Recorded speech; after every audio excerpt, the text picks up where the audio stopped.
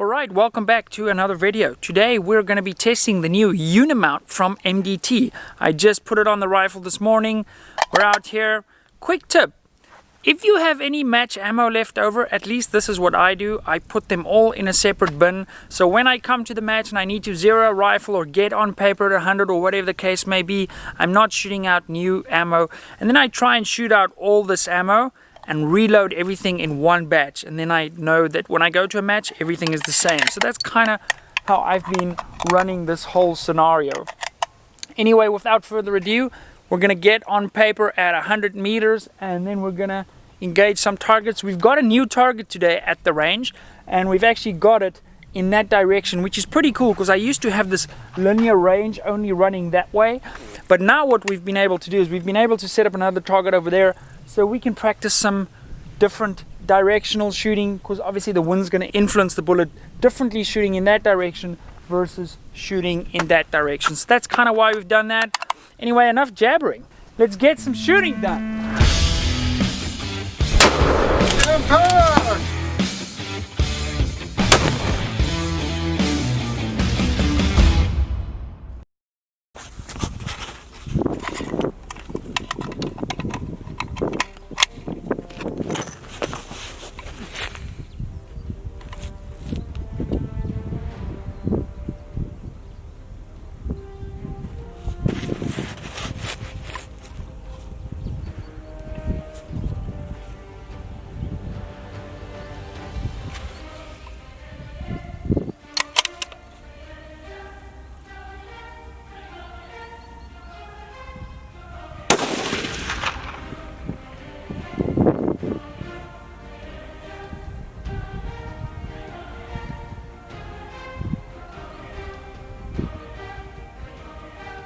That would be quite something. We're actually going to walk down there and check that, because I took this gun, I took this optic out of its old rings, put it into the Unimount rings, and aimed at the middle of the target at 100 meters. Let's go check that out. One round. What just happened? So now usually what I would do is I would use this target here at 25 meters, put one round there, dial over to the hole, and then go out to 100. But I was like, let's just go for 100 and see what happens. And then I was looking on the paper, like, where on earth is that shot? And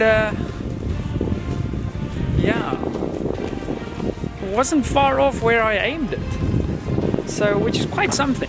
In the meantime, if you're wondering, why has this dude got his cap on backwards? Sometimes when I shoot, I just put my cap on backwards, and that doesn't interfere with the rifle. So it did hit where I thought it hit.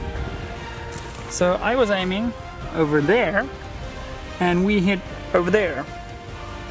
Keep in mind that optic was out of its old mounts. Here's the picture this morning. Put onto that rifle, and that was the cold bore round after I cleaned that rifle the last time. Absolutely bananas.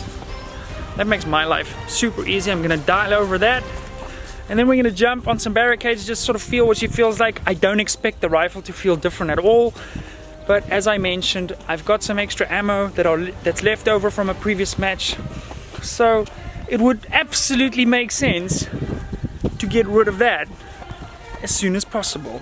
I want to address one more thing. Every time I bring this rifle out or I post a picture of this rifle with the optic, because of its brown, sort of bronzy color, the tape that I put on the front of the rifle actually shows up quite a bit. Most of my rifles, in fact all of my rifles, I think, have this tape on, and I call it scope tape. I'm talking about that.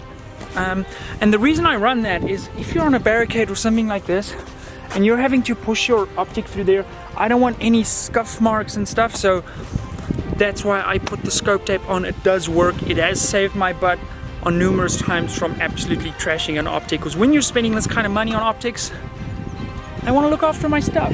Anyway, let's use this and engage our brand new target. So the ammo we're plinking out today is this Alpha small rifle 6.5 Creedmoor brass, and then I have a fresh batch ready to go. Once we've sort of done this, then we can get back to developing a new load for this rifle. Let me grab my gun. So our target distance here is 321 meters. It is a small diamond. I'm using the new impact bag. It's sort of in the middle of a CMH Junior bag and the Big Boss bag, and I'm gonna see if this is gonna work well for me in this scenario. I'm gonna shoot the classic style barricade, 2, 2, 2, and 2, so 8 rounds. I didn't count how many I put in my mag, so let's absolutely hope for the best. Right, shooter ready, stand by, let's do it right to left. Go! Whoops, didn't dial, 1.4. That's gonna be it, get the magnification down. That was terrible fundamentals, I apologize.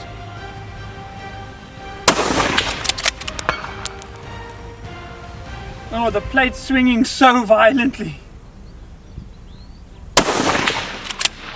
Never shoot a moving plate. I have missed so many rounds from engaging moving targets.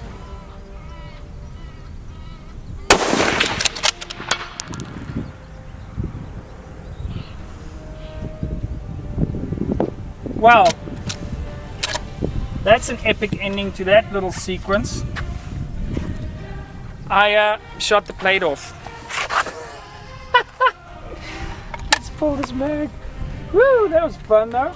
Okay, so I changed the angle of the barricade. I've got 3 more rounds and then we're all out. Let's see if we can engage this target at 400 yards.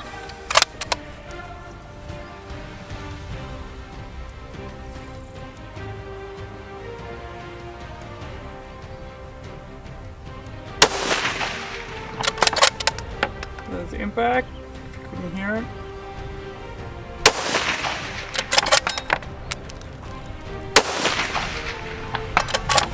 And those are on. Whoa, bonus!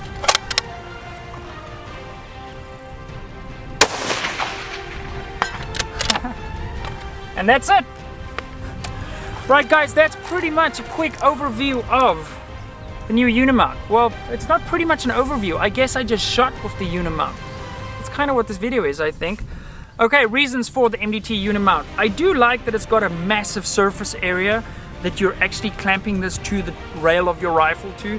So that's gonna just give you more traction and less movement if it does get bumped or something like that, and a little bit more confidence. I've seen one of our fellow shooters, Scott Satterley, do some crazy testing on his one, hitting it with like a rubber hammer, like a mallet, and shooting some mind-blowing groups. So I've got pretty good confidence in taking this setup into the rest of the 2019 season.